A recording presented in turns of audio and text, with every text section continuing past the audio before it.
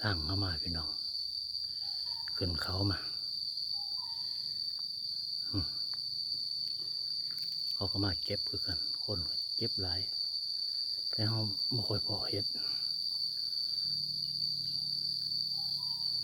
ป่าเห็ดอย่างนั้น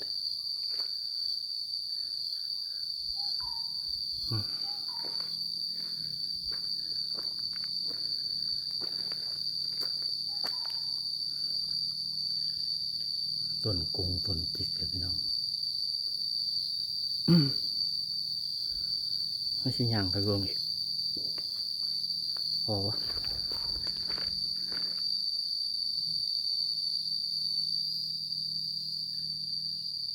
มันเป็นแต่เห็ดดอกคักขนาดนี้พี่น้องบ่พอดีละ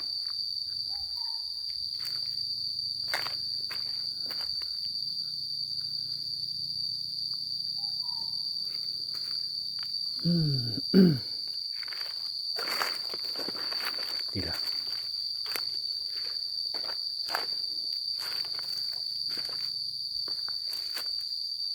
เป็นแต่เห็ดดอกขนาดสองมือมันมีกระแดดเลยพี่น้องฝนบ่ตกก่อนน่ะฝนตกแห้งเดี๋ยวจะฝนตกไหม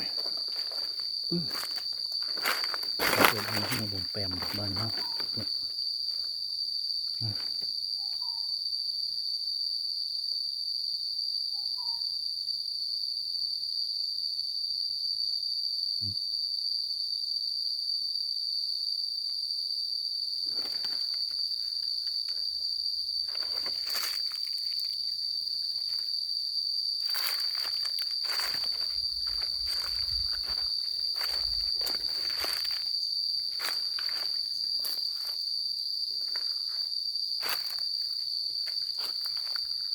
โอ้ย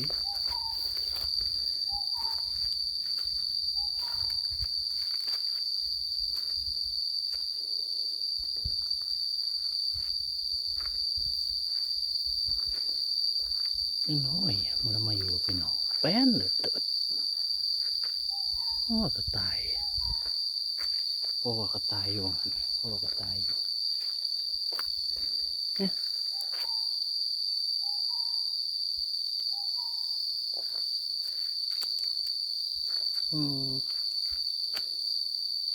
มันก็ตายมันนอนเนาะ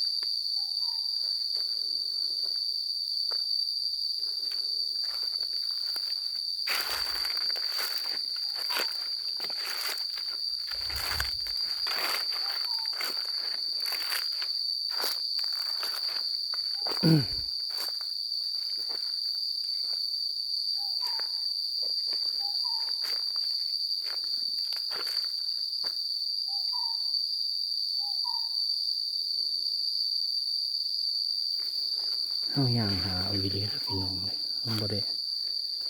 หาพอเราค่อยทายหาเป็นสำคัญเลยแหละพอก็พอบ่พอก็บ่พอแค่นั้นแหละ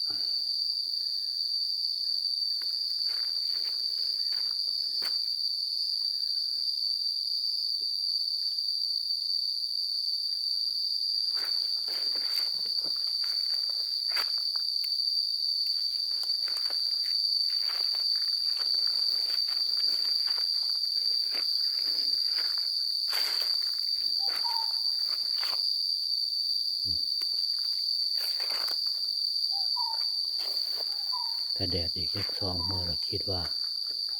สิออกลายแล้วพี่น้อง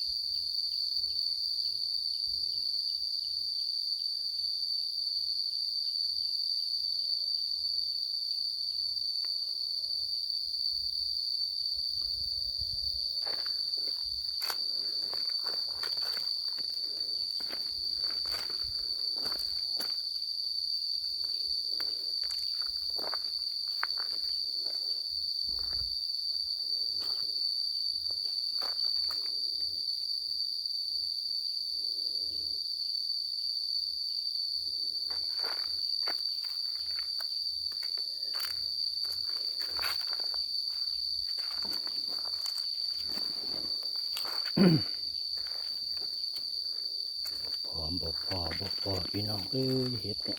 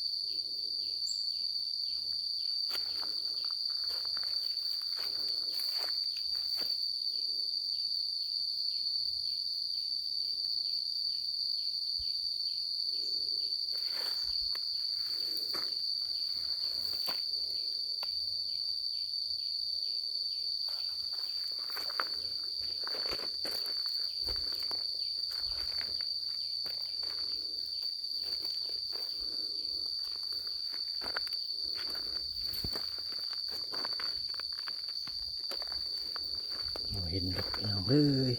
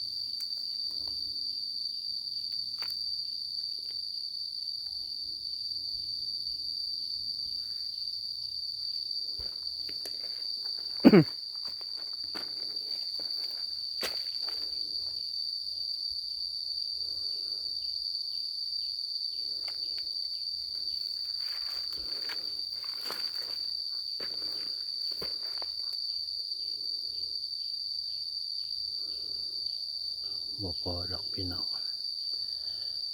ค่อยพอกันคลิปหน้าพี่น้อง